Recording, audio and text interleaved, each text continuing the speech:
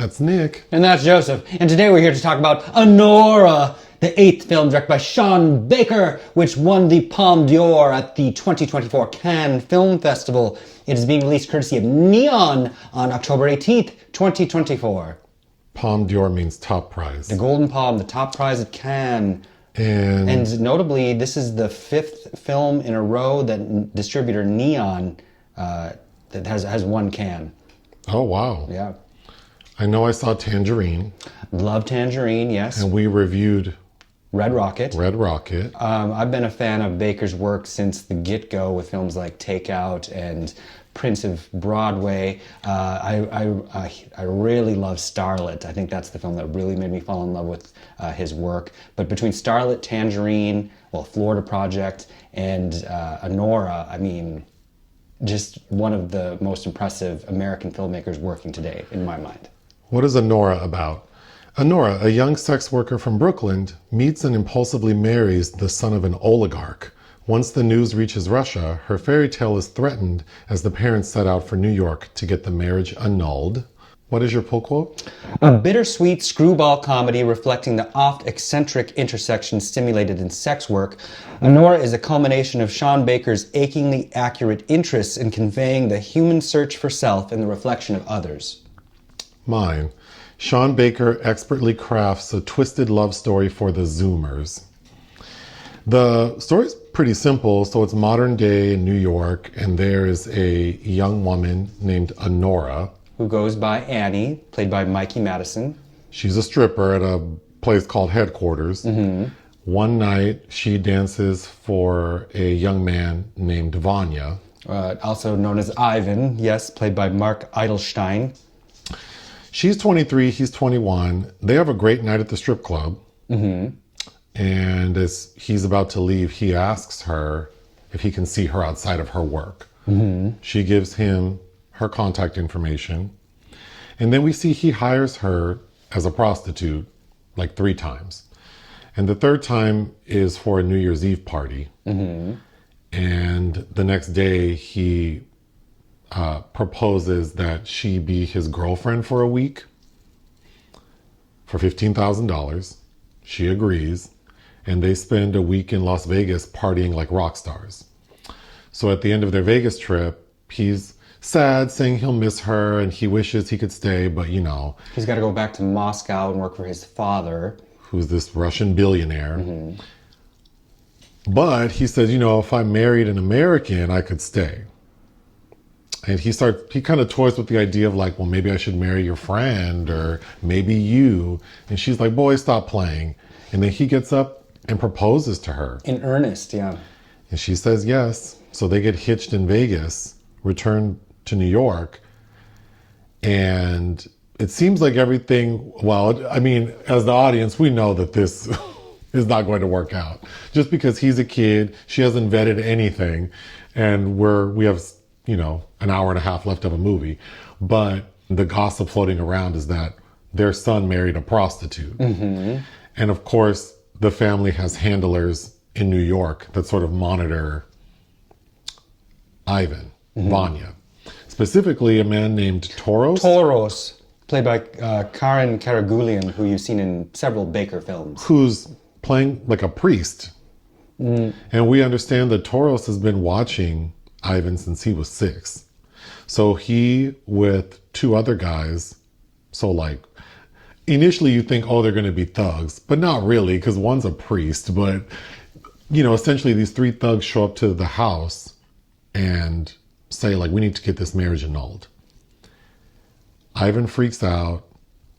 Because he learns his parents are on their way from Russia right now. Annie freaks out. Ivan runs, mm-hmm. literally makes a break for it, runs out the front gate and they can't find his ass. And Annie goes apeshit. But ultimately, they say, we're getting this marriage annulled. You have no choice, because if you don't, we're going to ruin your life. We're going to sue you for fraud. Who's going to believe that some sex worker didn't coerce this young man into getting married? And they intimate that we're sure you have a criminal record, which she doesn't refute, so it's probably true. So she understands, okay, well, we need to find Ivan, Vanya. So for an hour of the movie, it's Toros, his brother, Garnick, and another guy named Igor. Played by Yura Borisov, who's kind of done many notable international features, but quite impressive. And who plays Garnick? Vache Tovmasyan. He reminded me of the guy from What We Do in the Shadows. Sure, yeah. But the three of them plus Anora get in Toros's Escalade and ride around New York trying to find his ass, Vanya. And they do, just in time. And then they wait for the parents to fly in their private jet from Russia to New York to get this marriage annulled. But because they go to a judge, because of course the family knows judges in New York, and they get a judge to see the case immediately the next day.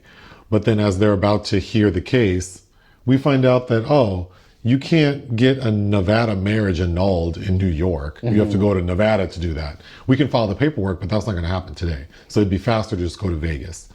So they get in the private jet. So now Anora has met the parents. And the dad's whatever, but the mom, she is not pleased. She is not trying to hear anything from Anora. The mother is a rich Russian woman? She was probably like a damn prostitute too when she met her husband, but she's not feeling Anora. Oh, she is no nonsense. Yeah. So they all get on the plane, get to Vegas. Anora signs the annulment papers, goes back to New York.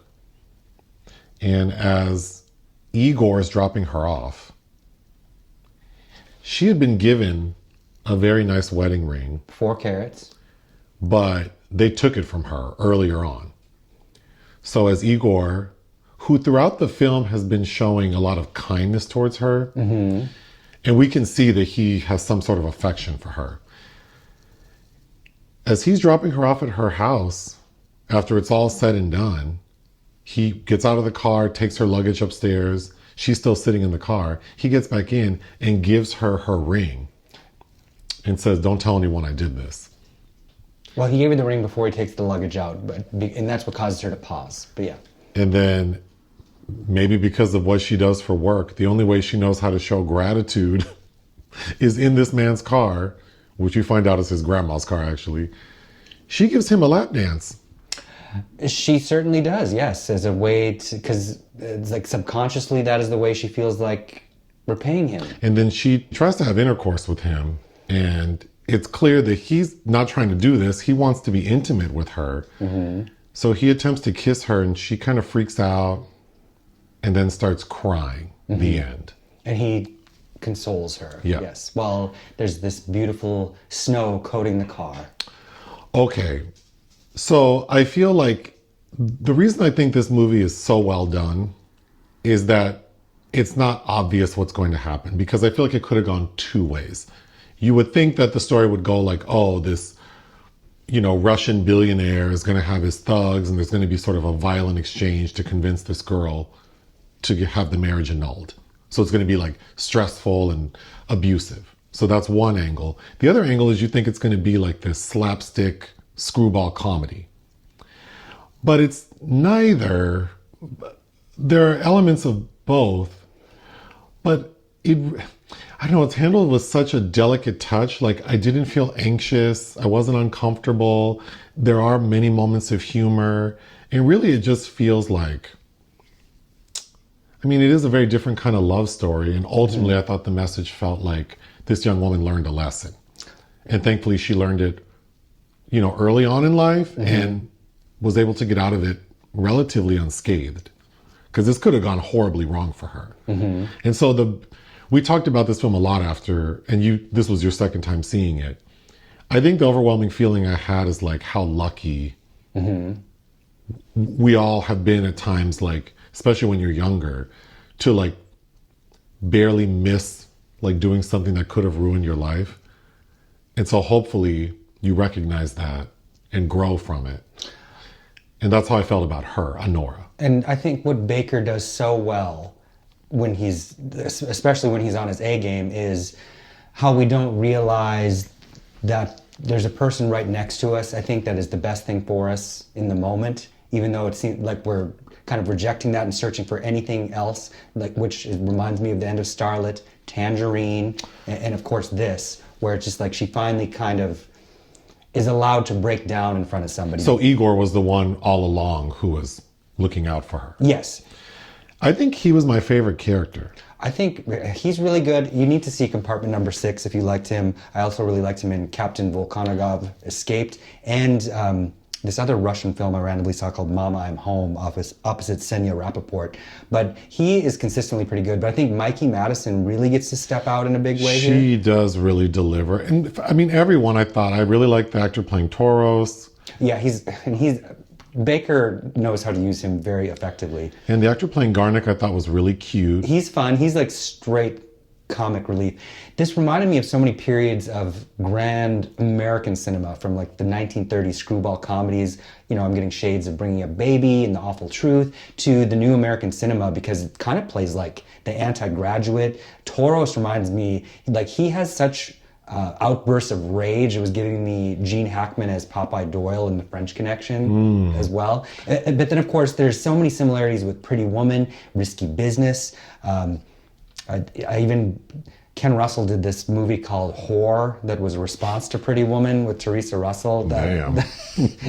As like a more realistic story of what this is like. But this made me, on a second rewatch, it made me rewatch Pretty Woman, which I haven't seen in years. And there are a couple scenes, like the bartering of the payment for the week, which are very similar.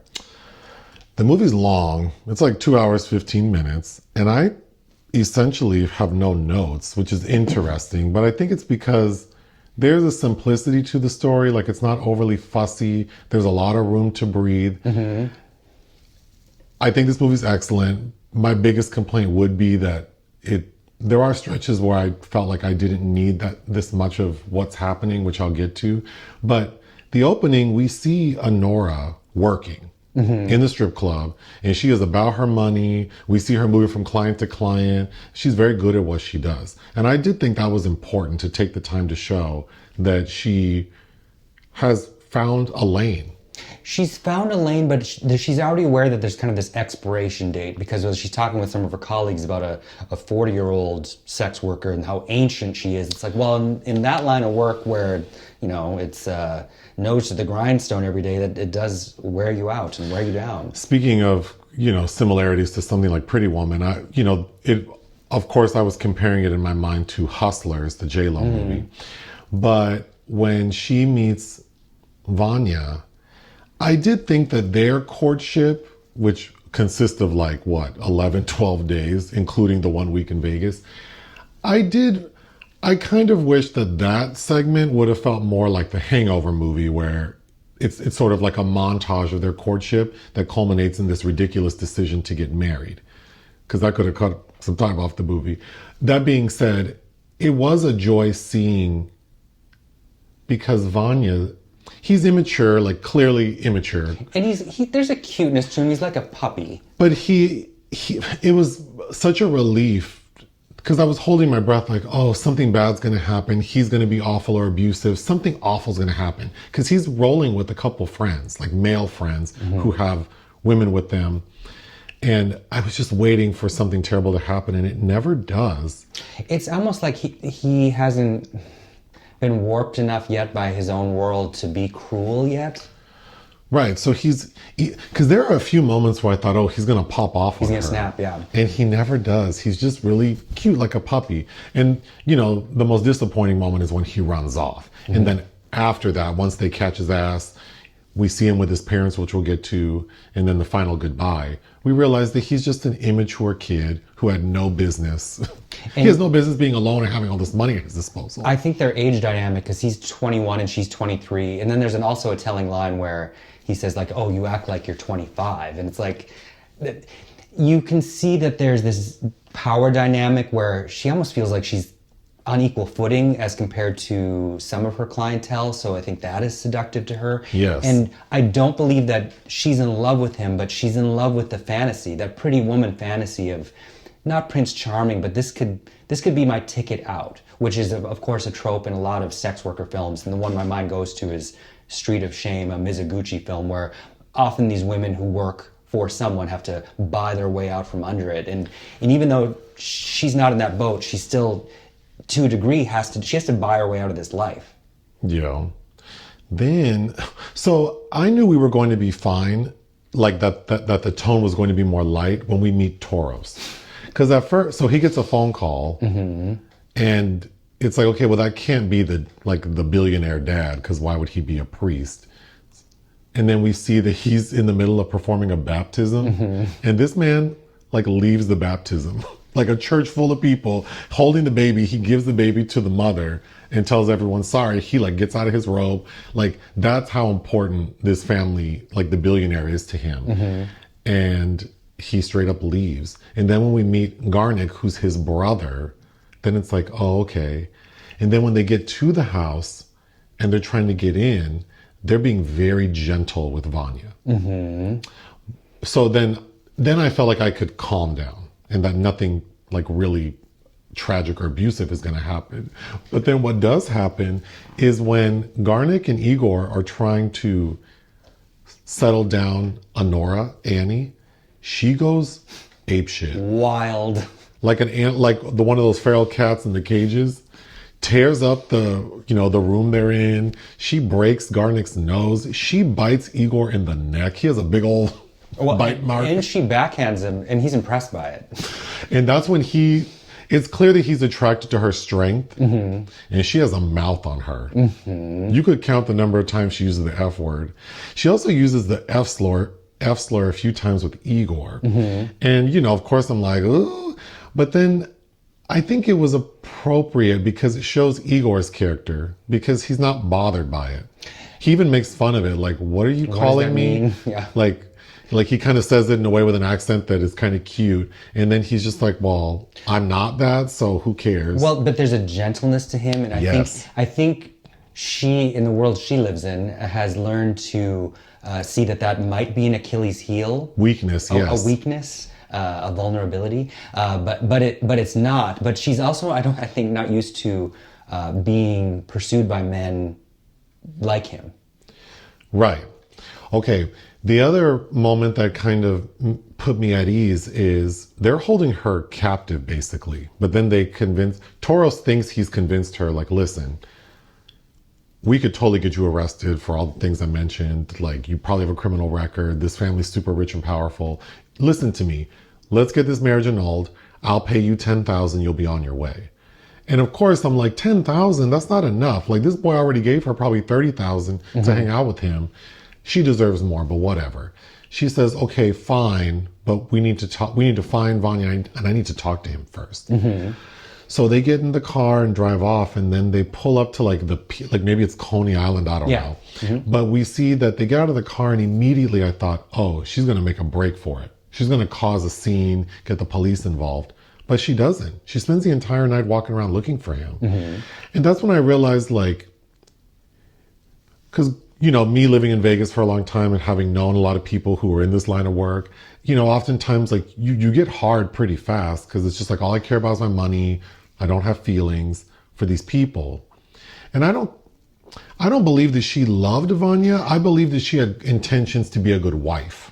I think, again, yes, I think you become hardened, but the person that can get underneath that shell, that's kind of devastating. So I think her determination to find him was that she was hurt that she had gone against what she knew, her protocol to agree to do something. And she had, I really think that she thought, oh, I'm going to be his good wife and live this lavish life. So she was hurt by that more than this stupid boy who she knew probably didn't really love her. And as you said before, she didn't vet anything, but I think that's why the extended setup is important, because especially for people of her age, where she's gotten to have a lot of contact with him, and he's proven himself to be in charge and control, the master of this house, this mansion. So it seems... And he has the money. He's been giving her money. It seems legit. So you can see how she thought that, and as a 20-something could potentially be fooled by someone like this. Okay, the only other, the big hour-long sort of, the middle of the movie, them looking for Vanya, we spend a lot of time with Toros going to different places, holding up his phone. with a picture, with like a really odd picture of Vanya showing people like, have you seen him? And I think I was a little put off because we get a lot of that for a long time. And also they don't employ any other, like, have they checked Snapchat, Instagram, find his location? Has anyone tagged him? Well, they're pretty hapless. I mean, they haven't checked in on him in 2 weeks, which is how he was able to go to Vegas without them knowing. That is true. So they're not really on the ball, and they're tired. They are tired of his ass. No, you're right. And so it's not I mean, I'm not. I think that's why you get the scene where Toros has that confrontation with these other people doing that thing, showing the pictures, and they're like, "Who are you, old man, talking to us? Like, we don't care." He gets and he gets bent out of shape. But it's like, yeah, what are you doing? I'd be lying if I didn't say that I felt like it went on a little long. I mean, it's 2+ hours. I don't mind that. I think that you need that to really feel, because you feel frustrated. It might not be tense, and you might not be exactly worried for Anora's safety. And again, I think it's important that she doesn't like to be called that. But you are frustrated. It is taxing. It's just like, oh my God, these people. But the screwball antics to it, I think, work very well. I don't disagree with you. I just think that maybe we could have supplanted more of the comedy and less of just literally it's just him like. But these people think they're above the law, like the part where That's true. He just parks his vehicle anywhere, and it's about he walks into restaurants and just walks back there. I mean, they're so disrespectful. No, you're right. It's well done. I'm not saying it's not well done. There's also I think Sean Baker, whether intentional or not, often seems to have a subtext relating to Greek mythology, or because Tangerine had a very strong Orpheus and Eurydice vibe, and to me this one feels very the Psyche and Eros tale, where Eros, the son of Aphrodite, is tasked by his mother to punish Psyche, this beautiful woman who's taken all the attention away from Aphrodite, and she falls in love with a monster. But also, I think it's notable, and it comes at the very end where they talk about name meanings and Anora and what it means. But Anora in Uzbek also means pomegranate. And if you know anything about Greek mythology, Hades tricks Persephone into having to stay partially in hell because she eats pomegranate seeds. And then Hades makes a deal with her mother, Dionysus, I believe, that's how we get winter, according to this mythological tale. And I think it's very telling that in the end, after all is said and done, the snow starts falling. Oh, sure. Yeah. There's a lot of buildup to when the parents arrive at the private airport. And it goes exactly how you would think. That mom is not checking for Anora, and she is so rude to her. And she tells her son that it'd been better if you'd married a man. Yeah. That's pretty... Well, because she's highlighting the fact that you brought a lot of shame to our family by marrying a prostitute. But, so then the key moment is you're hoping that Anora says, you know what? I'm not signing shit. And she does. She says, oh, I'll get a divorce after I get a lawyer and take half of his stuff.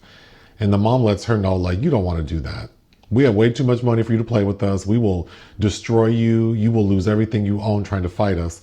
And it made sense to me that she acquiesced and got on the jet.